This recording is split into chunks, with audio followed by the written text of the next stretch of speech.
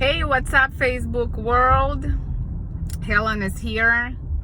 I feel like I need to go ahead and record this video. I'll try to keep it short in the respect of your time, but it's definitely quicker for me to speak than to write. So here we go. I do want to come to y'all because I see a fundamental problem, and I do want to voice it. What I believe is fundamental and what really sort of pisses me off, even though I'm not a person that easily gets pissed off, and I don't even know if that's the right way to say it, but it does get me frustrated, and I want to articulate that and and share a few more thoughts with you. So if you want to listen, you're welcome to just scroll down. So I do love you all, and I speak in love. I believe that I speak in truth and in love. So here we go. The fundamental issue that I see happening right now is that even though people say that they support the freedom of speech, that they say that they respect you and your opinion, the reality is that a lot of people don't. And that's the problem. So I have friends on two different spectrums of political, medical, religious, whatever, agendas, or what's the right word to say, views. And honestly, I want to say that I'm fine with whatever your view is. I want to be very honest and very, very frank that I know people who support the party that I do not support, and yet they remain my friends. I respect them. I may not agree. I may not even deep in my heart understand certain things, but I respect them because I believe they have that freedom of choice, and whatever led them there. Same with me. I believe certain things. I understand certain things because of certain channels of information that I get it from, right? Even my own past experiences and stuff like that. So whatever led me to the moment to hold a certain point of view. Same with the mask thing. Dude, I have people who say, I choose to wear a mask. Did I ever tell you not to wear a mask? You can ask my opinion, and I can share my opinion with you, and I can articulate why I believe a certain way. But I absolutely, seriously, 100% respect your opinion. I know people who are not in any sense a hypocrite in this question, and they devoted to wearing a mask because they believe what they believe to be a science behind it. Okay, well, I believe different things, but they believe what they believe, and I respect it. Literally, I respect it. I do not want to say names, but probably some of you can even guess who I talk about. I respect you. I want you to know it. Okay? Same thing with the new thing with vaccines. You made a decision to get a vaccine. I sincerely respect your decision. So here is the problem. Whenever I voice an opinion that differs from yours, for some reason, the people who jump on my feed, and I'm talking in respect of Facebook because that's where the conversations happen lately in sort of a public scope, right? Not one-on-one. You try to prove to me that I do not have the right to my opinion. I'm not entitled to it, and that I am somehow have to be bullied for my opinion because it does not resonate with yours. And I see it as a fundamental problem, and I just want to speak to those of you who believe that there is absolutely nothing outside of your point of view, that your point of view is the ultimate truth. I'm sorry, but I need to break the news to you. It's not so. It is not so.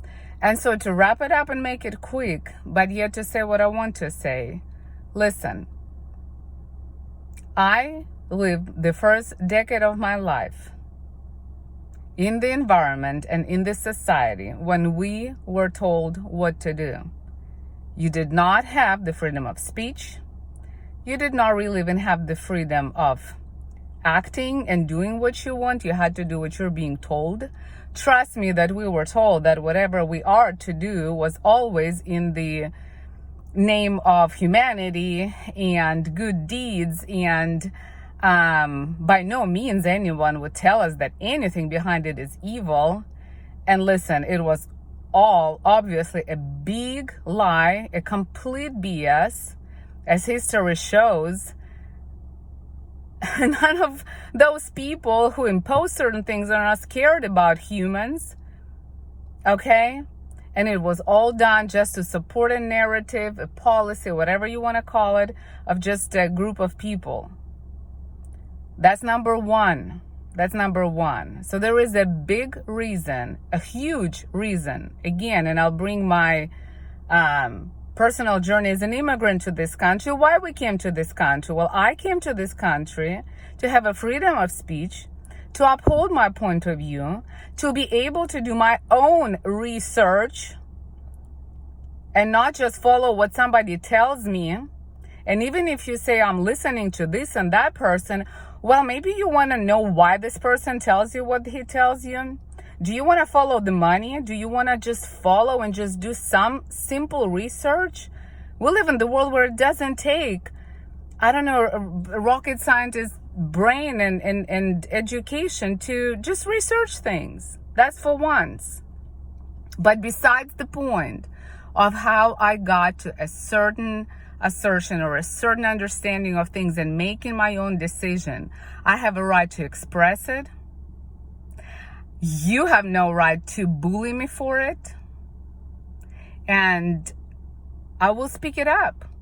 And so the post I shared today hopefully encouraged a lot of people, because it surely encouraged me when I saw it.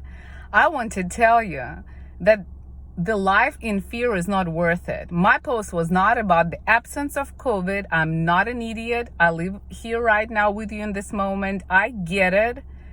But I also saw people saying things that I honestly think people need to run to a psychiatrist right now because of the things they're saying. Do you know what I'm saying? It's getting that bad. And that's what I speak into. If you continue doing your life, going to work, to the gym, to church, fine. But a lot of people don't. A lot of people are paralyzed with fear.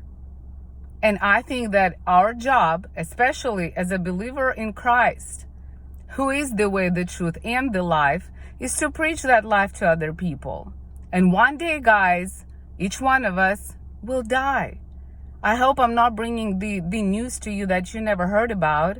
And some deaths are tragic, younger, later in life. But we will die one day.